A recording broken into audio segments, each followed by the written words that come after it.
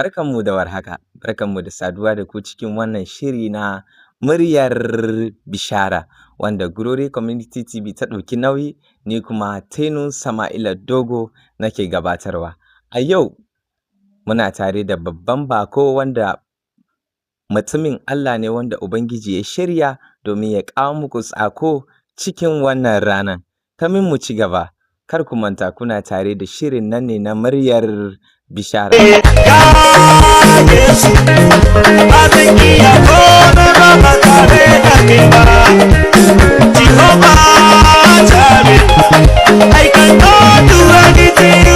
A wannan lokaci zan baka dama ka gabatar da kanka don aka ce waka a bakin mai ita tafi daɗi.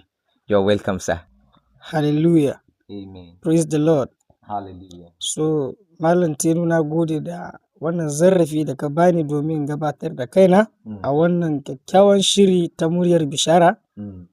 Ni ne mai suna Manzo Dimin Bala, wato Apostle Dimin Bala a Gurore, Angon Tongo, wanda nake shugabancin ministry mai suna Evangelistic Fire Network International. Duka tana kasan Gurore kuma Angon Tongo, wanda a babu ministry ta kai shekara 5 wanda nake shugabanta ta wurin alherin Allah. Kuma ta wurin alherin Allah ban yi aure ba. Na gode.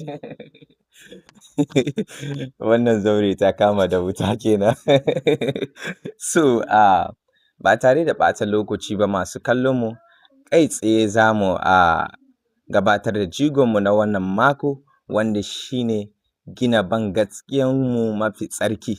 So, man of God, za mu so a farko tunda muka ce jigonmu shine gina ban gaskiya mafi tsarki, za mu so mu ji menene shi wannan ban gaskiya? Na'am, za mu so mu san menene wannan shi ban gaskiya. So you're welcome. Na kara gode da wannan zarafi kuma ta wurin alherin Allah zan gabatar muku da wannan topic wanda ake cire ta ban gaskiya. Da fari ban gaskiya za mu duba cikin littafin Ibraniyawa Sura 11 aya 1. Nike ga za mu fi fahimtar menene wannan kalmar ban gaskiya take nufi. To ban gaskiya kuwa ita ce hakikiyar abubuwan da ake bege a kai, ita ce kuma tabbatarwar abubuwan da ba a gani ba. So ban gaske dai abin da zan gaya mana shine wani abu ne wanda ido baya kallo.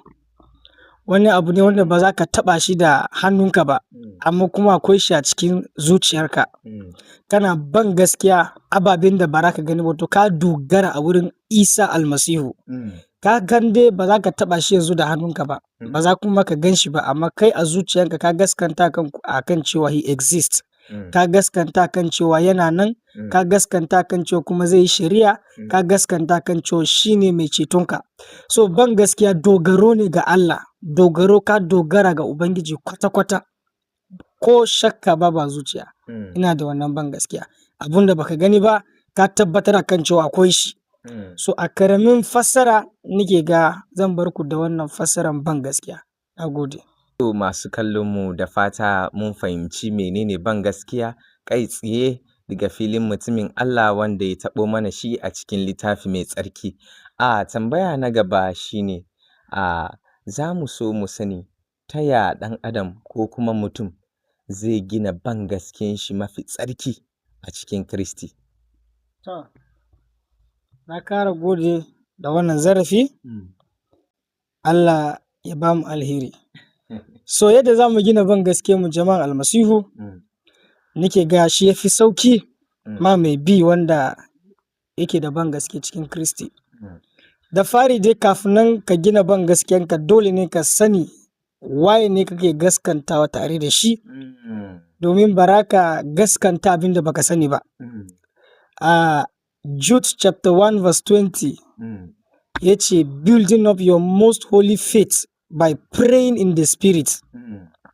So dole ne ka sani akan cewa zan gina ban gaskiya na ta wurin menene addu'a cikin ruhu. Bayan na fahimci waye ne Allah da ni gaskanta gare shi, na gaskanta Isa Almasihu, So wannan abun ban gaskiyan nan ana iya gina ta, za ka iya tada shi.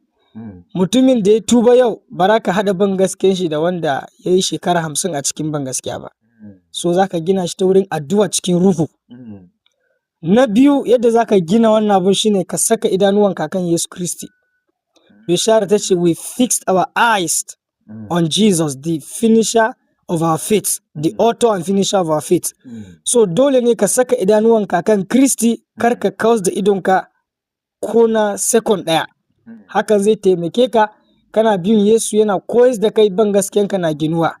Sannan na uku go, za ka gina ban gaskiyanka ta wurin karanta kalman Allah. Domin bishara ta gaya mana ban gaskiya tana zuwa ne ta wurin jin kalman Allah. So idan kana jin kalman Allah a rayuwanka kula yomi, za ka ringa gina ban gaskiyanka. Ban gaskiyanka zai ringa ginuwa ba tare da ka koma baya ba. So Allah ya mana albarka. Da wannan zan bar ku. Wato da kake bani ƙarin haske sai abin ya jawo hankali na sabida wasu masu bi ko zan ce ƙarancin ban gaskiya ne idan suka kalli mutumin Allah yana wani abun al'ajibi haka sai abin yake ba su mamaki, sai nake gani kaman anya wannan ban gaskiyansu ya ginu kuwa. Kenan idan ka girma cikin Kiristi wato akwai wasu extraordinary, ma'ana abin da ake tunani kamar mutum bai yiwu ba sai kuma a kalle shi zai yiwu kenan. Wato kenan da kake ƙara min haske sai nake gani kaman cewa ashe fa kenan rashin gina ban gaskiyansu ne mafi tsarki yake kawo haka. In na fahimce ka je dai kenan sa. Masu kallon mu da fatan kuma kuna samun ƙarin haske kamar yadda ni ma nake samun ƙarin haske. Tambaya na gaba Apostle shine, diga nan wani kira ne za ka ma shi Krista ko kuma in ce wanda ma ba Krista kwata-kwata ba game da yanda zai gina ba, wani kira za ka mishi domin ya gina ban gaskiyan shi mafi tsarki, kamar irin most especially Krista namu na Gurore da na Adamawa State da na Najeriya da na Afirka ma gaba ɗaya da na duniya ma gaba ɗaya.